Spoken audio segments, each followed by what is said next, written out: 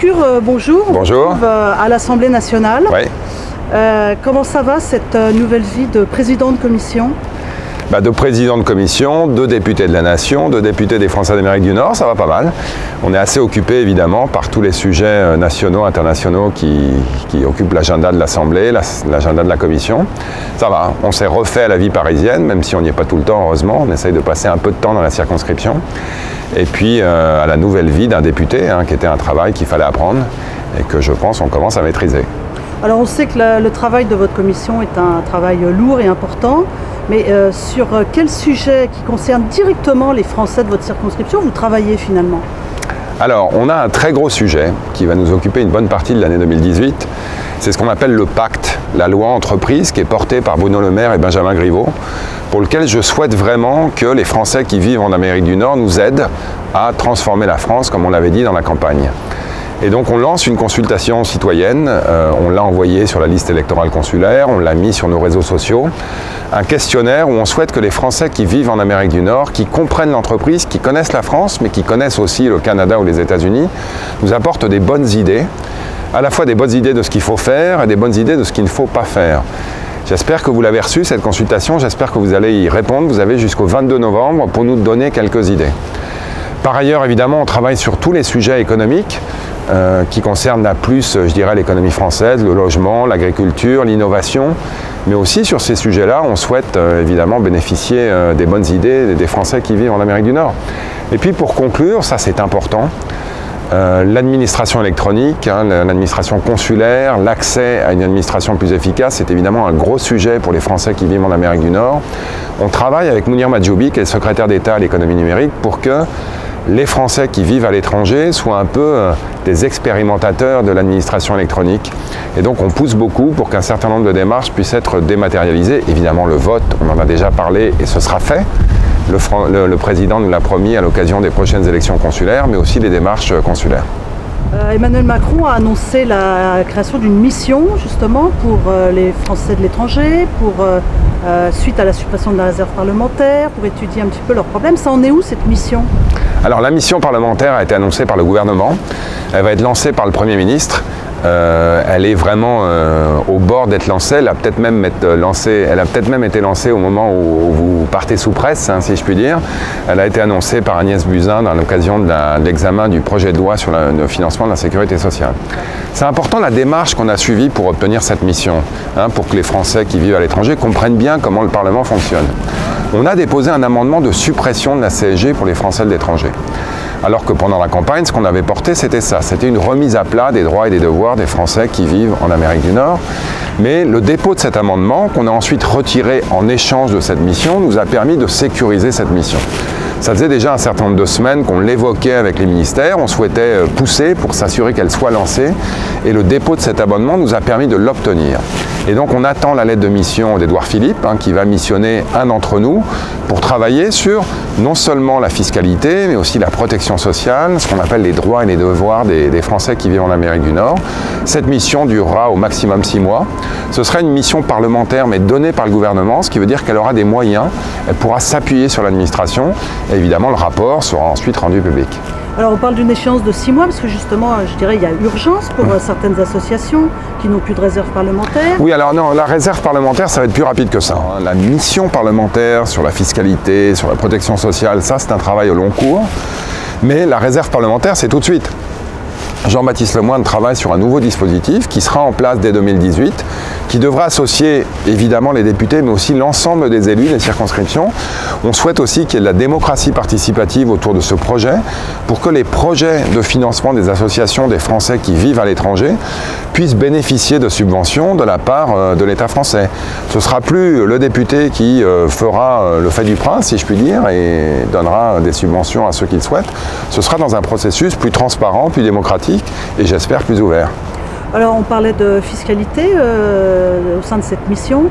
Je pense aux Français de l'étranger qui sont soumis à CSG CRDS, qui sont un petit peu, je dirais, en stand-by avec des plaintes au tribunal parce qu'ils ne sont pas dans l'Union européenne. Est-ce que ça, c'est des problèmes que vous prenez en charge ou est-ce que vous attendez la mission? on les prend en charge justement dans le cadre de cette mission. C'est facile d'incanter, c'est facile de saucissonner, c'est facile de dire la CSG pour l'Europe c'est bien, pour les États-Unis c'est pas bien ou autre. Vous savez qu'au Canada par exemple, les contribuables français peuvent récupérer une partie de leur CSG sur les impôts canadiens, ce qui n'est pas le cas aux États-Unis. Donc on souhaite vraiment mettre tout à plat, étudier les choses de manière complète, s'assurer qu'on a un équilibre juste entre ce que les Français qui vivent à l'étranger payent et ce qu'ils reçoivent. Et ça, effectivement, ça va prendre un peu de temps. Rome ne s'est pas faite en un jour. On s'était engagé dans la campagne à faire ça dans le courant de la mandature. Je sais qu'il y a des gens qui sont pressés et qui sont impatients, et je peux le comprendre, mais on souhaite faire les choses bien et donc prendre notre temps pour remettre les choses à plat. Quel va être votre rôle dans cette mission? Est-ce que vous allez prendre une part active?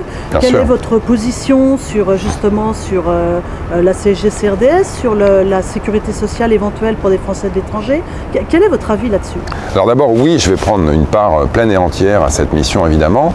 On avait eu l'occasion de le dire. Toutes les 2 semaines, on se voit dans mon bureau avec les députés français de l'étranger de la majorité et on passe en revue l'ensemble des dossiers qui nous concernent, l'enseignement, la CSG, l'administration électronique. Et évidemment, cette mission va être suivie dans le cadre de ces réunions régulières. En ce qui concerne ma position, moi j'ai envie d'attendre que le travail soit fait. Et donc je souhaite que le travail soit fait. Il y a des choses notamment dont il dispose très peu, c'est des données sur qui paye, combien on paye. Évidemment, chaque Français qui paye sait combien il paye, mais moi je souhaite véritablement avoir l'ensemble des données à disposition avant de prendre une position qui est globalement soit on ne reçoit pas de service et dans ce cas-là, il faut réduire la fiscalité qui pèse sur les Français de l'étranger, soit si on souhaite que les Français de l'étranger contribuent à l'effort national, et moi ça ne me semble pas choquant, à un moment où la France est en train de se redresser, de se transformer, il faut qu'ils en aient pour leur argent et qu'ils aient un certain nombre de services. Alors comment les Français de l'étranger, d'Amérique du Nord, notre circonscription, vont pouvoir prendre part ou faire part de leurs idées? Est-ce que on va vous voir en circonscription? Comment ça va se passer concrètement? Oui, alors j'ai déjà fait un certain nombre de déplacements en circonscription depuis cet été. J'ai été à Québec, à Toronto, à New York, à Montréal, à Washington, à San Francisco, à Houston. C'est vrai que c'est souvent un peu en coup de vent, je passe rapidement, mais j'essaye au maximum quand je passe dans les villes de faire une réunion publique, de voir les élus, de voir les lycées, de voir les consuls. J'ai été récemment à San Francisco et à Houston, 2 villes qui ont été touchées et dans lesquelles les Français ont été touchés par des catastrophes naturelles, ouragan à Houston et incendie à San Francisco. Alors évidemment, à chaque fois, je fais des consultations directes, je dirais, qui me permettent de prendre le pouls un peu des Français qui vivent sur place et de répondre à leurs questions. Mais on s'était engagé pendant la campagne aussi mettre en place une plateforme citoyenne qui est en cours de finalisation. Là, elle sera en ligne avant Noël, c'est sûr. Elle sera pleinement opérationnelle en 2018, qui vont nous permettre de consulter, je dirais, de manière un peu au fil de l'eau, les Français qui vivent en Amérique du Nord sur tous les sujets qui les concernent. On a commencé à les consulter par, je le disais tout à l'heure, une consultation citoyenne sur la loi entreprise. Donc on n'a pas attendu que la plateforme soit opérationnelle pour faire des consultations, mais on souhaite, grâce à cette plateforme, avoir une gestion peut-être un peu plus interactive des relations avec les Français qui vivent au Canada et aux États-Unis. Alors les Français d'Amérique du Nord, pour certains, vous trouvent un petit peu trop à Paris, trouvent que vous vous occupez plus des problèmes de la France que de leurs problèmes à eux. Qu'est-ce que vous avez à leur dire? D'abord, je pense que les problèmes de la France, c'est les problèmes de tout le monde. Quand on est Français de l'étranger, on s'intéresse à la France. En tout cas, moi, je l'ai vu pendant la campagne. Il y a énormément de Français de l'étranger, et notamment des Français en Amérique du Nord, qui s'intéressent à ce qui se passe en France. Et moi, je trouve ça très bien. 2, je me suis posé cette question-là. Quand j'ai accepté de prendre la présidence de la Commission économique, je me suis dit effectivement, on va sans doute moins me voir en circonscription. Je m'étais engagé pendant la campagne à faire du 50-50. C'est sûr qu'avec le travail que j'ai ici, ce sera plutôt 2 tiers, 1 tiers ou 60-40 que du 50-50. Mais je pense que l'influence que je vais avoir va être d'autant plus importante parce que quand on est président de la Commission économique, on a accès aux ministres, on peut évoquer avec eux régulièrement, oui, les problèmes de la France, mais aussi les problèmes de la circonscription.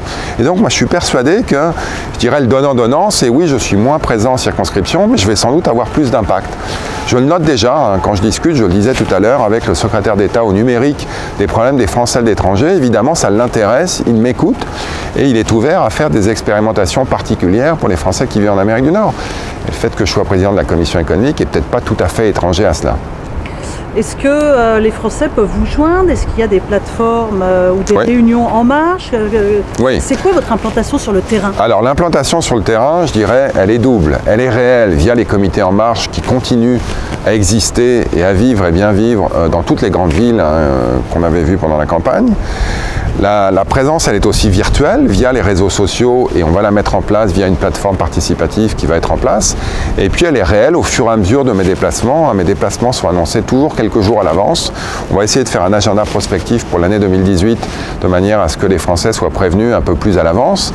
Mais c'est sûr, on va aller en Floride, on va aller en Californie, on va aller sur la côte Est. On espère aller à Vancouver et à Seattle. On n'est pas allé encore depuis la campagne.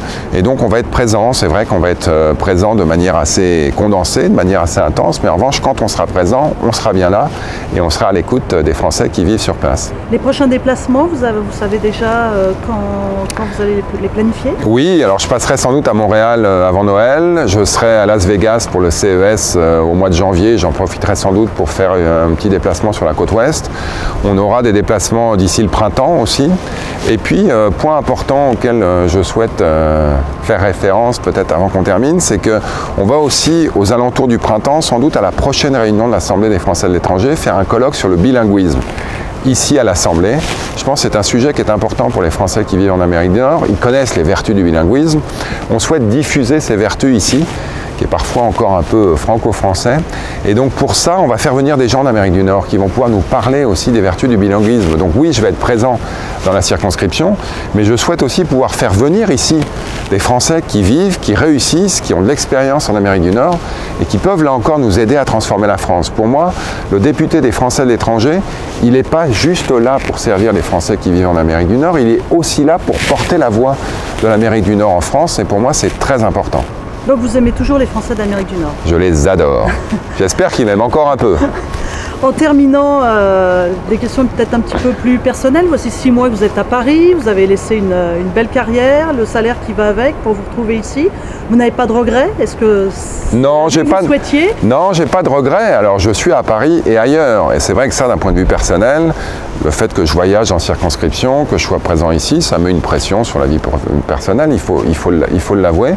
Mais à chaque fois que j'ai des petits doutes, je me souviens des raisons pour lesquelles j'ai fait ce saut. Emmanuel Macron, son programme, l'Europe, la transformation de la France.